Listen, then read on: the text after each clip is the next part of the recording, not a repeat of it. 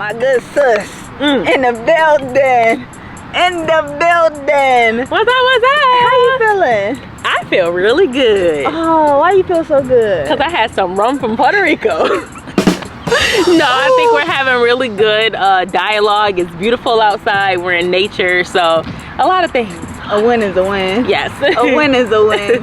Tell us about your solo trip to Puerto Rico. What's the reflection that you came across? So you want to know something? I started something new where every place I go to, I buy a postcard. And on my final day, I write a message to myself about whatever I learned from the trip or anything that resonated with me. And so my takeaway from my trip to Puerto Rico, I spent a lot of time in nature. So I went to the rainforest. I went to like a lot of different beaches. I traveled all throughout the island, and I felt like a little microscopic person that was engulfed in everything. And so my lesson in that was just like everything is bigger than me, right? So to be selfless in the sense that I'm not fixated on things that are going on in my life, but I can acknowledge that there are things outside of myself, even if I want to fixate on what's going on with me at that time. That's a balance right there. Yeah. Yeah, definitely a balance. A tough balance. It is. It is to like take ourselves out the equation and to really see people for who they are. No judgment zone, acceptance. I like to just accept people for who they are and take it how it is, how they dishing it out to me. Yeah. No strings attached. Yeah, it's hard when you're fixated on having expectations of people. Girl, that's the thing. Yeah. Like, how do we balance that though? Because having your boundaries in place is necessary, but not having expectations for people to accept your boundaries. How do you do that? I think for me, it's about I have very basic understanding that you shouldn't have unrealistic expectations in terms of expecting people to be perfect, but having base level expectations. So I expect that you will respect me as a person. Like, I think those are things that you don't have to change. But I feel like one thing I realize about myself is that when I am very unhappy within myself, I'm very critical of myself, and therefore I'm critical of others. And so I think in order to fix what you mentioned, you have to make sure you're happy within yourself so that you're not having these unrealistic expectations for yourself and then transferring that on to other people. Because people are going to disappoint us. Like, I just think that's just natural for humans to do. We disappoint ourselves, but then we disappoint ourselves a lot, but then we get surprised when other people do it. Like, we see every day, we might set a goal. You might say, this week I'm going to go to the gym 5 times, and you might not go at all. Maybe you go 1 time, right? You didn't live up to that expectation, but we get it within ourselves. But when other people do it, it's like, oh my God, I feel attacked. It's a human tendency. Yo, that's why I've been working on like detachment. Like, let me separate myself from this person. Because if we're so offended by what this person is or not doing, they control us. Yeah. Yeah. You are whatever you give your power to, and so I have chosen to focus on myself, and therefore I am transferring power into myself versus other people. That's the win. That's how it should have been taught to us. We've just been taught all backwards, all bozo, all wrong, and it's just like, no wonder why we in a frantic, we in a friction, why we are forcing things, because we honestly supposed to be in flow, and we don't even know how to just go with the flow of life. Yeah, it's like the blind leading the blind, right? So it's like our parents, grandparents, guardians, whoever raised you, they can't really teach you on those things if they never, one, if they weren't taught it, but 2, if they didn't take the time to learn it while they were an adult themselves. And so understanding, I think a big thing is understanding that people did the best that they could and finding peace with that. Yeah. I think our ancestors were in survival mode, so they have to operate totally different than we have to operate in. Like, we don't have to be in survival mode. We can honestly go towards thriving, but I don't think people are ready to just thrive. They're more conditioned as like, gotta make some more humans to build capitalism. Like, yo, you can focus on yourself now. Like, they populated this motherfucker. That's what the goal was back in the day. Populate this world. We did it. Right. Now, when are you gonna focus on you? Like, our ancestors, I feel like our ancestors want us to like focus on ourselves now.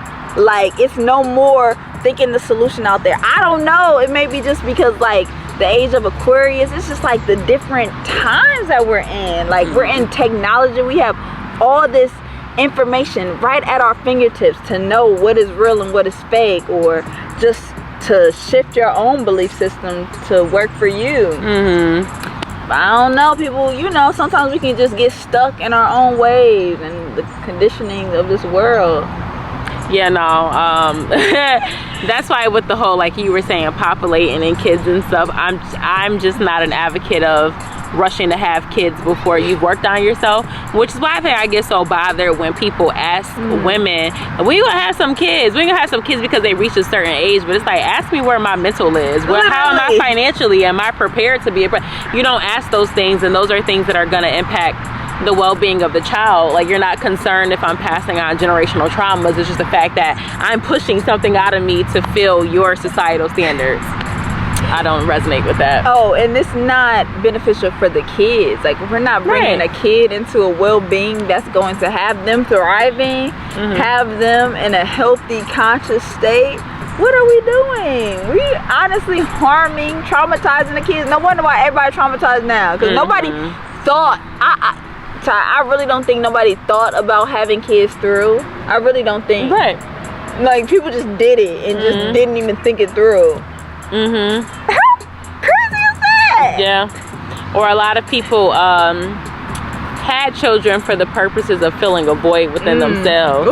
Right? And so then your child or children become your entire purpose for existence. Your whole personality. Yeah, you're heavily relying on that to have value. Your whole personality, and you have to see yourself as an individual outside of these roles, of course, that we just been handed over. That's necessary. Speaking of roles, I want us to touch on, I want to get your insight and your point of view on having a pimp mentality. Okay. Can you elaborate on what a pimp mentality is? So, for me personally, a pimp mentality is the leader, the CEO, the one who has the power. What do you think? What do you think? It has nothing to do with sex. It has nothing, being a pimp has nothing to do with sex. We get pimped every day by the government. Like, you know, we just get pimped every day by having to pay taxes. Like, you either get used or you be useful to people. But know that we are in a transactional matrix. So how do you play this game accordingly that works for you, that benefits for you? Okay, so I guess my viewpoints on having a pimp mentality is that I think that in a successful relationship that is healthy, I don't think that any one person is the pimp. I think that it is more of a partnership versus I am the one who is holding the power. And understanding that both parties will have power, but they're bringing different types of strengths to the table. And so you're operating in different ways. So it's kind of like having a boss and a supervisor dynamic versus having someone that you go into a business partnership with, where you guys are both bringing your own strengths in, but it's not fixated on one person is the pimp. Because if one person's the pimp, the other person is the hoe, and the hoe usually getting the short end of the stick. Exactly, and most women do. Most women are the hoes. Most women are the prostitutes, especially when they sign up to be a girlfriend. So that was a great analogy how you said about like the boss and the employee. I feel like we sign over to work for somebody else as being somebody's girlfriend. Like, we're basically working for somebody else instead of like working for ourselves. So do you think that there should it go straight from, okay, we're dating one another, to we talking about marriage, or like what is the recommended pathway for people who want to have a long-term commitment? See, you get to choose by having a program for yourself. Women don't even go in having a program. Women go in trying to figure out what is the man's program. Can I join your program? Can I work for you? You are the receiver. So they are giving to you. You have the requirements. You are the pimp. Like, you get to set the boundaries. You get to set the standards. You get to set your expectations. You get to set it. And if they don't follow accordingly, on to the next.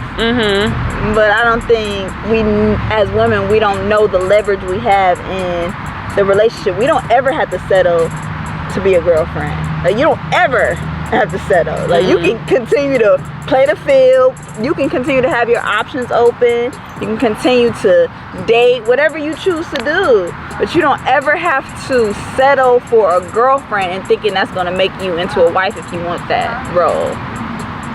Okay. So do you think that, I guess on the flip side, do you understand why men navigate it that way then? Where they see power in being the pimp because women are not establishing that boundary or that power from the beginning? Oh my. If I was a man, I would be pimping these hoes too. No. Because honestly, it's too easy. If we're settling for the bare minimum and we're just expecting a man just to give us some attention or just to like us for a certain amount of time, they will do that just to get whatever they want from us. But if you know the game and you know that they after one thing, low-key it is the physical, so how are you going to maneuver this? How are you not gonna just give it up just so easily just because they want it? What do you want? Right. What do you want? Have you asked yourself, like, what do you want? Yeah, I have. I think a lot of people, me in the past, I would say that I wanted one thing, but my actions didn't match with that. And I think a lot of us with dating, that does happen. If you're fearful that what you want might be asking for too much, like, from people. So let's say I'm a woman who doesn't want to have sex with someone until marriage happens, right? And so everyone can tell me that's very unrealistic. If you're already not a virgin, like, you asking a man to wait for marriage, that's not really gonna work in your favor. And so then I'm like, okay, like, I know that I would prefer to wait until marriage to have sex, but realistically I'm gonna bring my standards down to fit the pool of men out there so that I have more options. And so I think that happens a lot. You know, some women will say, I don't want to have casual sex, I don't want to be a side chick, I don't want to do whatever the case may be, but you end up settling in that because you feel like you have the security of someone being there. What is security? Whatever our mind tells us it is. I think it's very much an illusion. Literally. Definitely an illusion. Yeah. We can't have no security outside of ourselves. Yeah. A person can't give us security. Okay. Yeah. So I think the issue in that case then might be that we are looking or seeking security outside of ourselves. And knowing that, what does that feel like from another person though? Like, how does that feel? I think that it is normal to want to be wanted for a lot of people. And so just feeling like you're getting that source of attention from someone, even though it might not be the best form of attention, that's why some women are like, okay, well, he hits me up sometimes, but it's still some form of attention, right? So you have the feeling of wanting to be wanted, even though it might not be as frequently as what you want. That's what a lot of people are chasing, because the feeling of being desired is what a lot of people attribute to their value. Really? Yeah. If you're not desired by people, a lot of women, if you ask a whole bunch of women, I would challenge you to poll women and be like, okay, let's say you go 6 months, you walk down the street, you go out, no man ever approaches you. You look your best, you do your makeup, you look fine as hell. Everywhere you go, no man is approaching you. That most women, I would bet that most women would feel like their value has declined in some way. Dang. Versus the women who walk out and they get all of the attention from men. It's like, okay, I'm the shit. Like, they're gonna feel highly of themselves.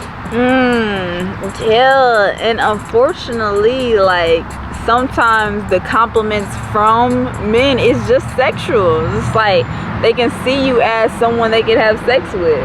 Yeah. Of course, like, when you get to like an OG age, yeah, you're not gonna get compliment from the fine guy, but I hope older women don't see themselves as, you know, less than because they're not getting compliments by men. Like, you feel me? That's why we have to still, I try my best to encourage like older women, like, you look beautiful, you know, because I know they really probably don't hear from men. Yeah. Because they think when you get a certain age, you get gray, you get wrinkles, you just you're still beautiful though. Yeah. Like no matter what age limit.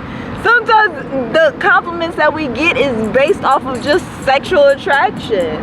And now I'm at this point, like, I don't even think that's a compliment no more. Like, see me for my soul. Can you see me for my soul? People aren't doing that nowadays. They ain't trying to see me for my soul. Yeah, no, not at all. Not at all. That's the biggest issue that I have, is very surface level. And just kind of tying what you said about being valued for our youth or our sexual attractiveness and things like that. I think that a lot of women have placed value on their beauty, like the way they get received by people in society. And I think that is why it's so hard to make that transition to getting to a point where you said you might be gray, wrinkled, and you don't get compliments anymore, because that was your source of value for so long. And now you have to kind of adjust the way that you see yourself and focus on the things within yourself internally that provide value, because you feel, society feels, whomever feels that your physical beauty is escaping. And that does not define us. Like, these temples, these bodies don't even define us. Like, I'm blessed we in beautiful vehicles here. I get to choose this body. Like, I'm just blessed. Like, thank God it was a beautiful, on some pretty privileged stuff. Like, with this condition in this society, I'm more accepted. You feel me? But I didn't get to choose that. I get to choose every day how I show up as a human, how I show up as kindness. And I think that's more valuable. Like, you complimented me for my spirit, like how my personality is, because I'm like daily working on that. Like, I didn't get to choose how I look though. Absolutely. I agree with that too. So that's why I feel more fulfillment when someone compliments me on, you know, the growth that I've had, or, you know, just my personality, things like that, things that I actually work on improving on the day-to-day, versus being like, oh, you're sexy, you fine, you like that. I agree that to me is not a compliment either. Because when someone says something like, you're sexy, you're fine, I equate that as, I want to have sex with you. And you're like, oh, thank you. You want to have sex with me? Come on. Now that I'm learning, like, sex does not equate to love. Oh, yeah. Sex does not benefit women casually overall. So now what? Like, I can just brush that compliment off. Like, I could, you know, of course, like, I'm still gonna acknowledge it and take it for what it is, but it does not make me feel empowered. I agree. I think that this might be a tangent, but just in general, sexuality is something that a lot of us women struggle with. And so it's something needs to happen where we reclaim our sexuality, in the sense that, one, we're not nervous or having any feelings of anxiety about it. So the feelings of giving it up too quick, not knowing when to give it up, guilty of those, totally understand. But also allowing men to make us feel empowered, because we're seen as being sexual objects. Like that, your being as a woman, your sexuality, that's for you to own. And I don't think that someone commenting on it, or a man coming in and being like, oh, you're sexy, that should make us feel like we're any better. You asked me about womanhood. I would love to get your point of view on womanhood. Well, okay. I think that being a woman it means to birth, but it doesn't have to be a child, right? So I believe that it is nurturing, but you can nurture ideas. You can nurture people's soul, like whatever it is that needs that extra, the soft skills. Like if you think of hard skills versus soft skills, I think that as a woman, we have natural capabilities to kind of bring things full circle. So definitely the giving aspect, but I think that when you've really embodied your womanhood, it's like you are a beacon of light. Like, I think people gravitate toward that. Yes. If you've ever met a woman who just seems like she's really confident within herself, when she walks, she's like floating, everybody's looking at her. Like, it's just so much power in her essence of being so sure of herself. Wow. So that is like that. I feel like that is the true being of a woman. Wow. And the power that we have to decide who gets to come in this universe and who doesn't is just like mind-blowing to me. that we have so much power as women, and we choose to be the prostitutes though. Yeah. So mind-blowing that we exploit ourselves, or we sell ourselves, or we're willing to be bought at the highest bidder, not knowing like the value that we serve outside of all of this matrix that's going on. Yeah, I mean, I think a lot of that just ties into what people are taught. So if you were lucky to be taught anything about being a woman, a lot of it is you teach women, you know, you cook, you clean, this is how you're presentable to a man. I don't really feel like a lot of women that I've encountered per se have reported that they have conversations about, okay, this is how you love yourself, this is how you put your worth on this pedal. You know what I'm saying? Like, maybe that's something that happens more so now, but at least within my age bracket, I don't see that.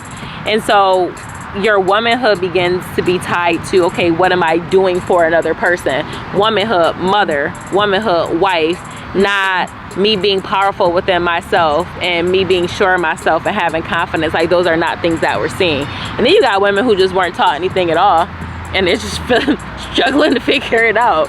Struggling. And this is so important. Like, I would love to get your insight on just being a woman. How do you love yourself? Mine is the self-care, getting your nails done, getting your hair done. But no, on a deeper level, tell us, how do you nourish your soul? I honestly sit and I try to connect with my inner child, because I think that a lot of the disconnect with womanhood, self-love and things like that are stemming from that. And so I'll just sit and I reflect on things that might have happened in the past, but also how I can improve from those things and grow as a person. But a lot of it is just having those moments with myself, escaping everyone's opinions of me, escaping who I need to be when I'm at work, who I need to be as a creator, and really just existing in that moment and assessing who I am. Like, why do I move the way that I move? Do I like when this happens? Could I improve in this way? Why did I do this? And like, what triggered that? And it's like really having those moments to get to know yourself.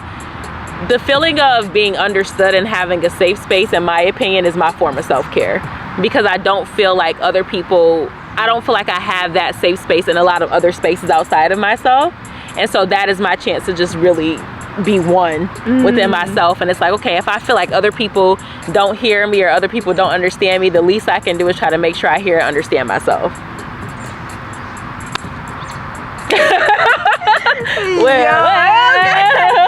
Okay, because who else is going to like love us and understand us and accept us if we don't do that to ourselves? Yeah. We have to be at peace with ourselves, because we're gonna be at war if not.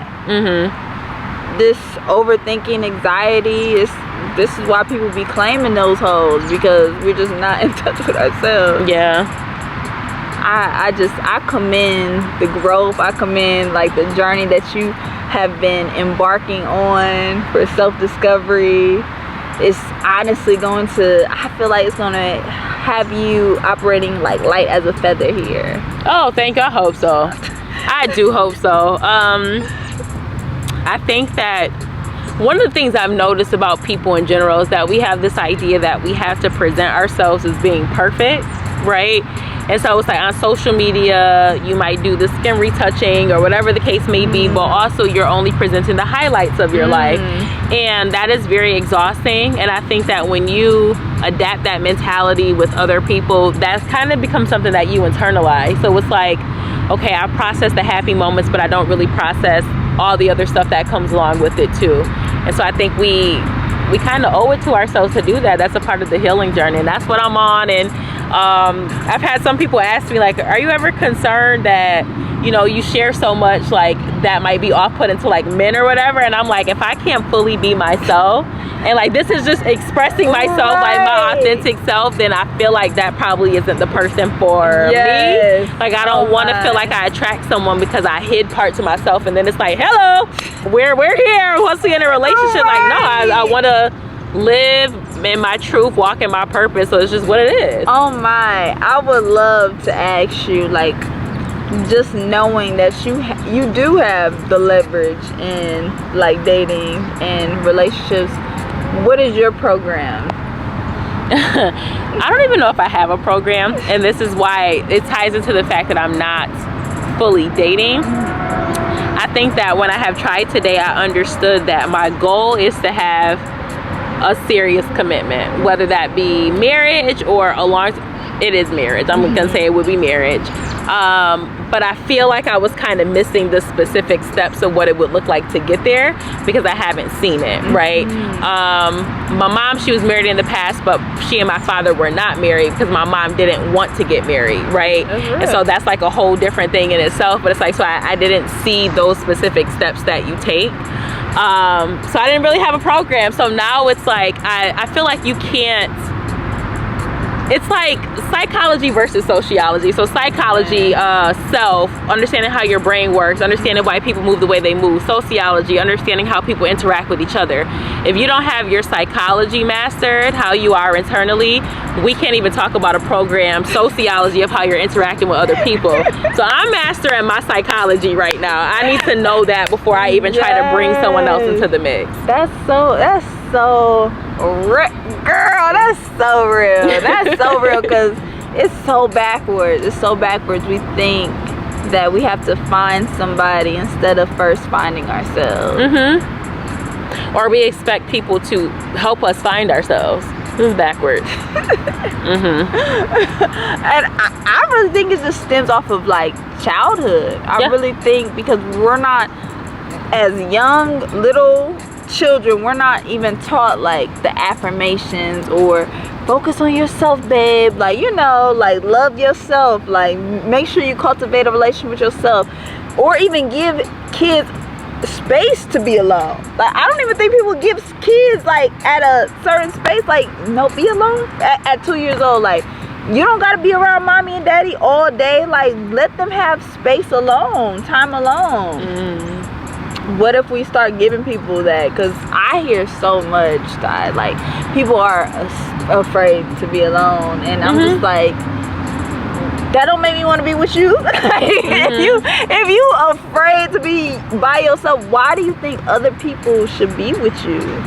Well, yeah, I mean, if you're afraid to be alone, that means that you're going to cling to an outside presence. It's kind of like a life jacket, right? And that's why people become clingy. It's like, you are my source of security, and so me letting you go means that I have to deal with the demons, the thoughts, all that stuff that comes with me being by myself.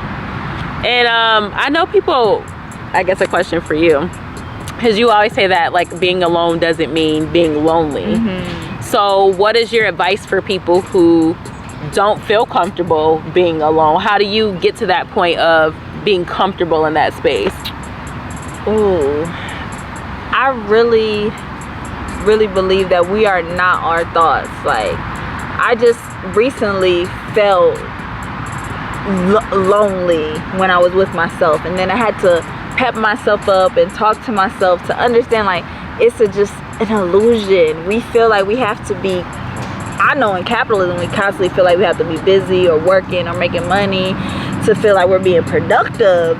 So imagine if we take time of stillness, we take time to rest. Like I be feeling like I'm lazy if I'm taking a nap in the middle of the day. Like that's just a program that I have to like constantly have to unlearn. Like Tara, you got your ancestors with you, you got God with you, whoever you want to believe in to make you more content, to know that you are protected, you are guided, you're not doing this journey alone. But we have to like conquer the self-doubt. Like we have to like conquer the self-belief and overpower that, to know that the loneliness is just an illusion. It's just to try to get us to escape from ourselves, to low-key distract ourselves. Like, yo, it's so easy to distract ourselves now. All you gotta do is go and scroll and just distract yourself. But it takes true willpower to sit with those thoughts and just to shut off the noise, shut off the TV, and be like, let me sit with myself, because you can learn a lot. You have a whole universe inside of you. You're never bored though. We be bored so easily, and nothing wrong with being bored and doing nothing. Like stillness is good, nothingness is good, but we're not taught in this society that nothingness is good. It's like, oh, I'm bored, so it's something wrong. Yeah, stillness. being in the moment, those are all things that are tied to mindfulness. And the fact that we feel uncomfortable with those things means that we're not in a headspace of peace. But we've normalized not being in a peaceful headspace. Yeah, we normalize it by being in this rat race. Like, we're constantly being taught we have to be busy. And I know I'm getting out of the stage of like, I don't always have to make money, even though I know it's good to have. I understand that should not move me though. Like, I don't want that to be my driven factor of why I do opportunities or why I do things, because of money. And I have to not be a slave to money. Like, but we have free will out here, and that's one thing I'm really working on, just not to be a slave to money. But that's hard. It is hard. It is hard, because it's like I think what also people get addicted to is the fact that when you have a certain level of money and status, people treat you differently, so that feeling of being highly regarded or higher regarded than you were when you didn't have anything, that's addicting to a lot of people. Wow. Like we were saying, that validation is real, and that is that's the drug of choice. So like, love is a drug of choice, validation is a drug of choice, social media is a drug of choice. It's like, pick your poison at this point. Yeah. It's like, we all addicted to something. Yes. So what is a healthy thing to be addicted to? Solitude. Oh, I feel that. Girl, the most healthy thing to be addicted to right now is your solitude and your peace. Like, if you're addicted to your peace, then now you can detach from people, places, and things much more easy and faster. We're not supposed to be with people for a long amount of time, and I understand like people have this illusion, like with this forever syndrome, like, I'm trying to find forever. People have expiration date stuff. Everything has expiration date. Like, you have an expiration date. So if you can just appreciate them for where they at and just let it be what it is, you get yourself out of a lot of trouble when you learn how to let go quickly. How do you feel about like letting go? Letting go is something that's hard for me. And I've realized that, and it extends into materialistic things. I still own things from high school. That's real. It's something that I've tasked myself with, and I've somewhat done it, is like either throwing things out or giving them on to someone else. But sometimes I'll come across things and I'm like, but I have an attachment to this, or I know I haven't worn this in like 2 years, but I might need it one day, right? So it's just like always holding on to things. I think that kind of manifests itself in different ways. So materialistic items, holding on to friendships, holding on to past experiences, those are things that I'm still trying to work through. That's a process. How are you trying to work through it? I think that mostly what I hold on to in terms of struggling with letting go is when people have wronged me in the past.